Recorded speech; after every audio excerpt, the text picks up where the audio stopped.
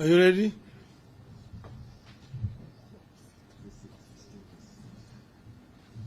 You are ready?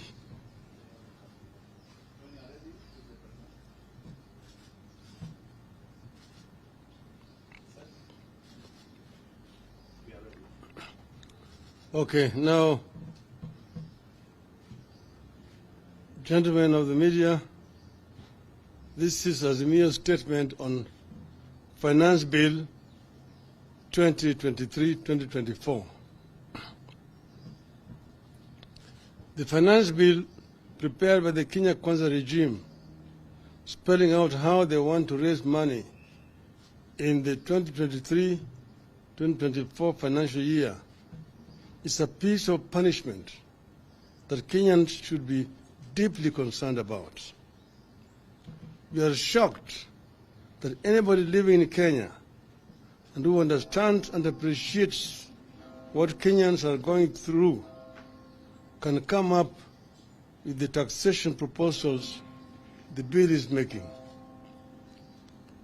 It is even more shocking that a regime that promised to lessen the burden of the so-called hustlers, Mama Mboga, watu wa mjengo, can turn its back so soon on the same people. The tsunami of taxes in that bill will bury everyone, especially the jobless youth and the poor struggling down at the bottom. The bill is a promissory note to strangle and suffocate the hustlers from whose necks Ruto promised to remove the rope. We wish to make it clear from the outset that as a party, we will try our best to ensure that this anti-people budget is not passed by the National Assembly. In the event that Kenya Kwanza uses its hired majority and passes the bill as it is, we want the people of Kenya to understand that it is Kenya Kwanza's bill. It is the Kenya Kwanza's budget. It will be a Kenya Kwanza strangling Kenyans. We will instruct our members of parliament to have nothing to do with it.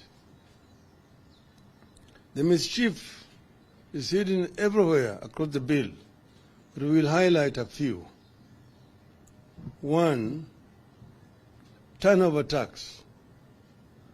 Currently, turnover tax, that is, tax based on sales, is applicable on sales worth 1 million Kenya shillings and above, and it stands at 1%.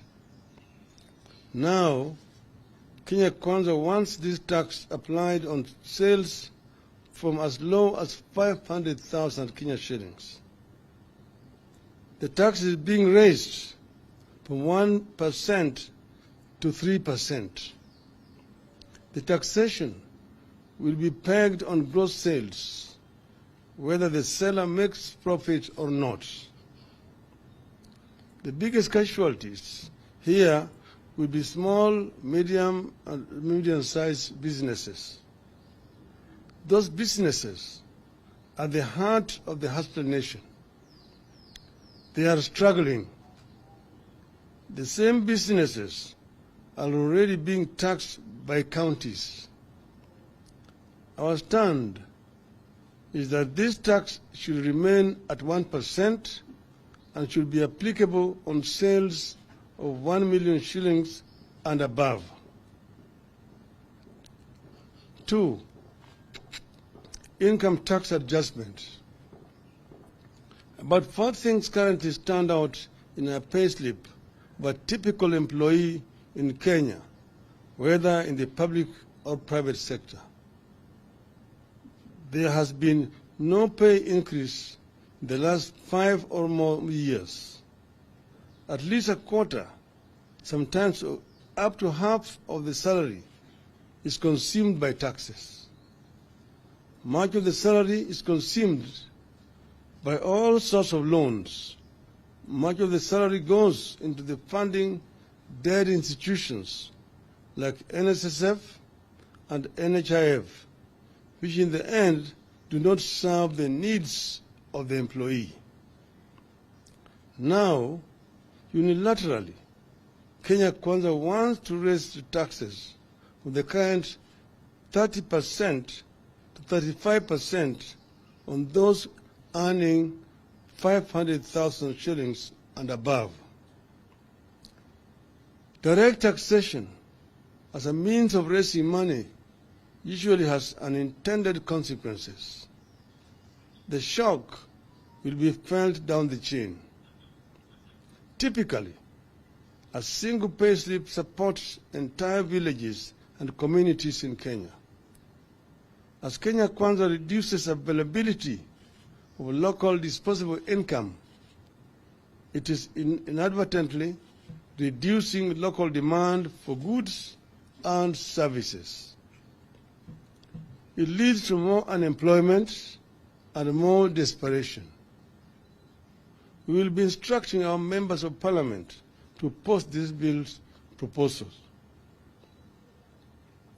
3, housing fund.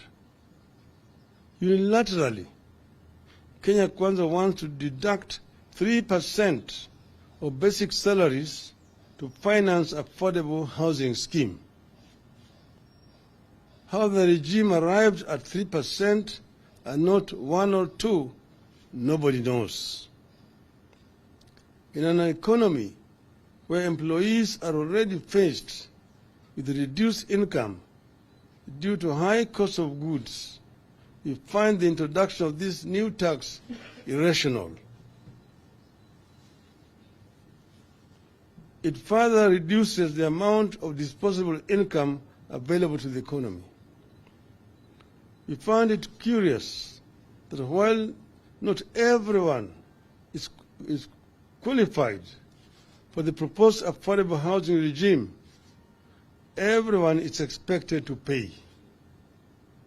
This is illegal borrowing. According to the bill, those who do not qualify for affordable houses will have their monies refunded or transferred to the beneficiaries after 7 years. There is no mention of interest accrued on the money. You're borrowing money without paying interest. It is not clear why an employee who does not need a house would have his or her money tied up in a housing scheme when he or she would wish to spend it on farming or just feeding the family. There's also no guarantee that the housing scheme will work where schemes like NSSF and NHIF have been crippled by corruption. We need a review. 4, attack on digital economy. After being attacked through turnover tax, the youth who have tried to find themselves jobs by using their creative talents in the digital space are being targeted through digital content monetization. From paying zero tax currently, a creative youth who creates a digital platform or content will now be required to pay 15% tax.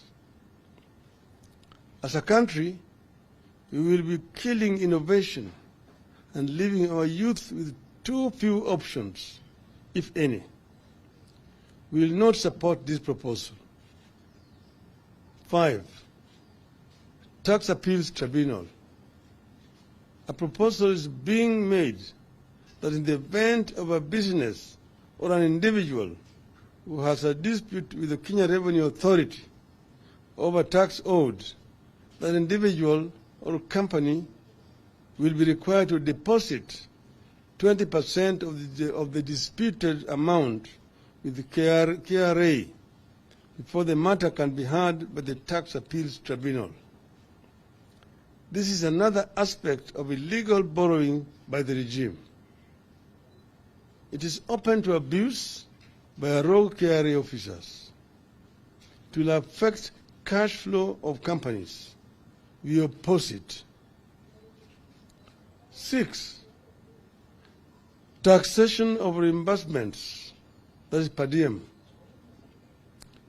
Out of the blues, Kenya Kwanza wants to tax money paid to officers on duty at 30%. How then do those officers meet their expenses? Since when did reimbursements get to be treated as income?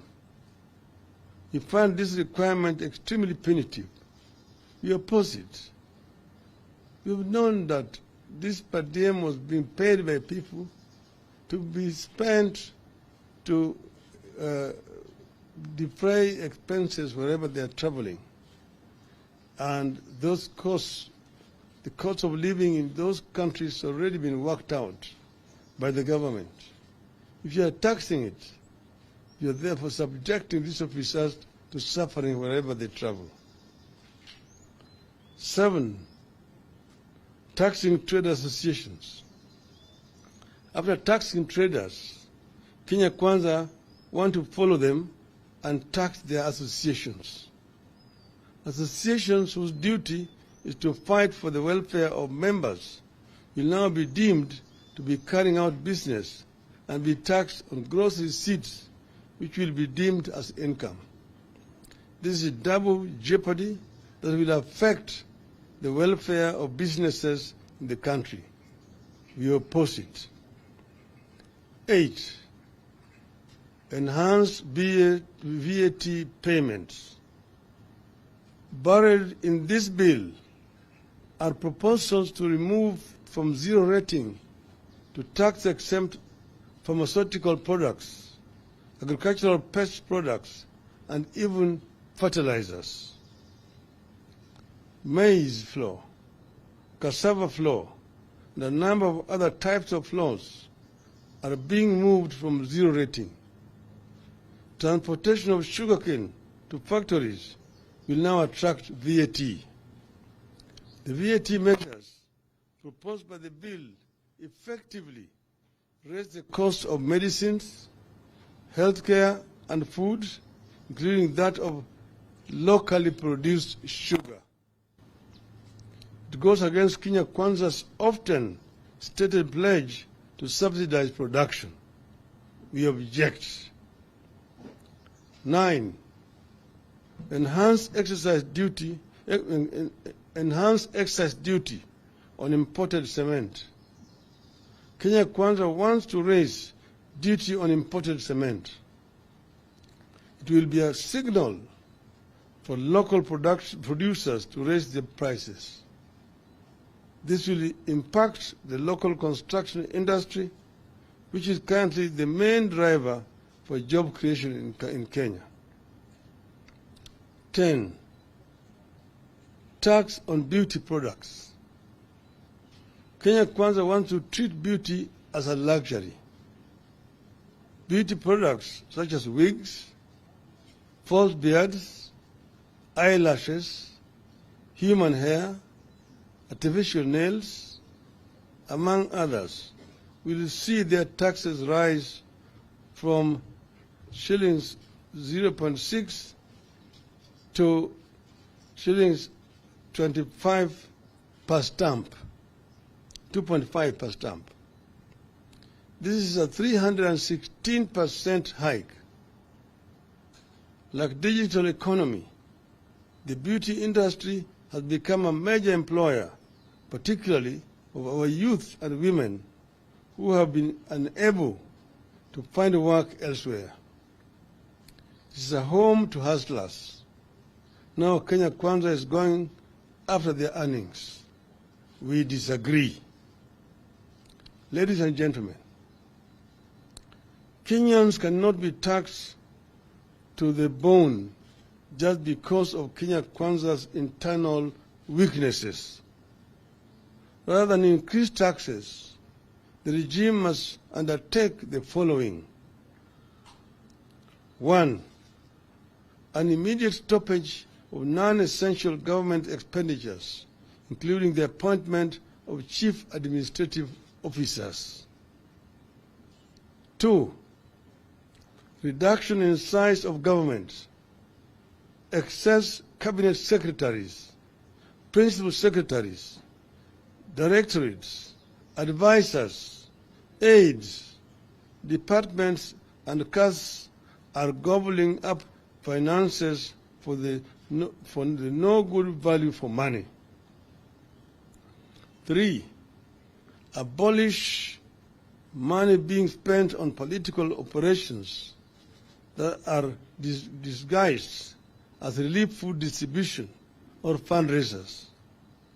It makes no sense at all for a Kenya Kwanza operative to spend 20 million shillings on a chopper to distribute 1 million worth of food. It makes no sense for a principal secretary to spend 10 million shillings on a chopper to deliver 200,000 shillings at a fundraiser. This madness must stop in the interest of austerity. 4, domestic and international travel, conferences, workshops, and training must be reduced, and they should be held in the offices. Those who are working in Nairobi should hold their meetings in Nairobi, including members of parliament. Parliament has got enough offices, a facility for members, committees to meet. There's no need to transport members of parliament to go and meet in Mombasa. The same thing applies to members of the county assembly. 5, freeze ministerial out-of-station allowances, ministerial house allowances, and domestic allowances for cabinet and principal secretaries. 6, end corruption and theft of public funds. Kenyans can't and won't tighten their belts any further. They have had enough. Their next available course of action is to force Kenya Kwanza to tighten its belt or force it out. End of the statement. Thank you.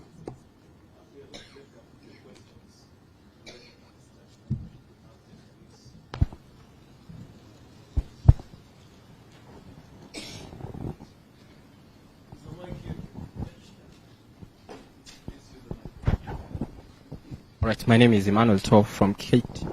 Say that again. Okay, my name is Emmanuel Tov from KTN News.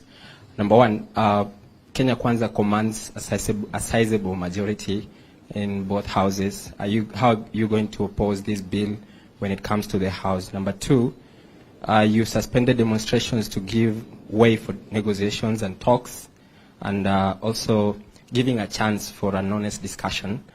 Is this honest from Kenya Kwanza that they are increasing taxes, and are you reconsidering going back to the streets for this? One is, you're right, you said Kenya Kwanza has an artificial majority in parliament. Because as you know, when Kenyans voted, Azimio had a majority in both houses. However, Kenya Kwanza has proceeded to buy members of parliament without following the laid down procedures and the law to cross over to their side. The requirement is that if a member moves from the coalition or political party in which he was elected, that member is required to resign his position in parliament and seek a re-election through a by-election into the new outfit in which he has moved. This has not happened. And you've seen members of, for example, Jubilee, who are an Azimio coalition, go on the other side. UDM was the first one to go. And now there's Scoop, which is saying to have gone the other side. This is what we are talking about, corruption. Corruption in the political process, which is there. They are enjoying artificial majority in parliament, But we say that our members, those who are with the Azimio and who have got conscience, will oppose these proposals. We will oppose the proposals, and we hope that the genuine Kenya Kwanza members, who also have got the interests of ordinary Kenyans at heart, some who still feel about the hustler which they used, will see the fallacy of trying to introduce these measures here and how these measures are going to hurt ordinary common man whom they say they are going to assist through a bottom-up approach.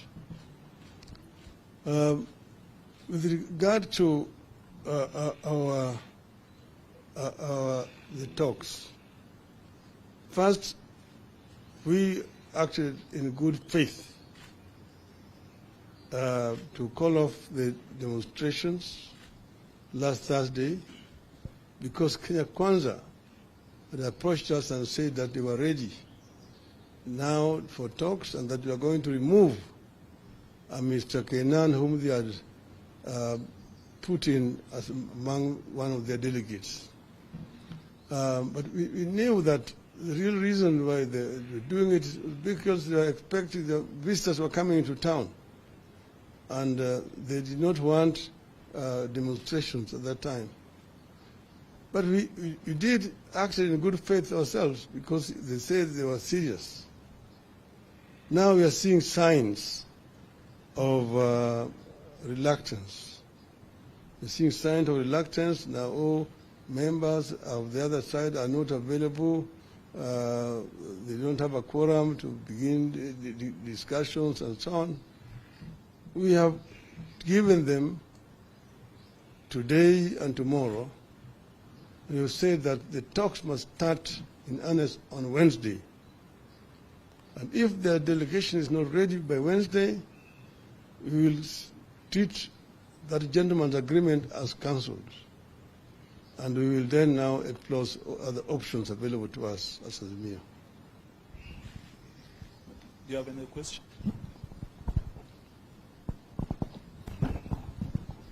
My name is Joel Chacha from K24 TV, and the Kure Kimani-led Finance Committee has now invited the public for public participation and also submission of memorandum.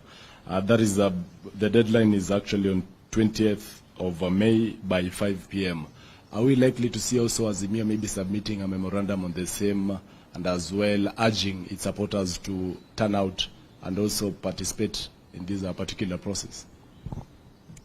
This press statement is itself already a notice to our members that we as Azimio are opposed to these proposals.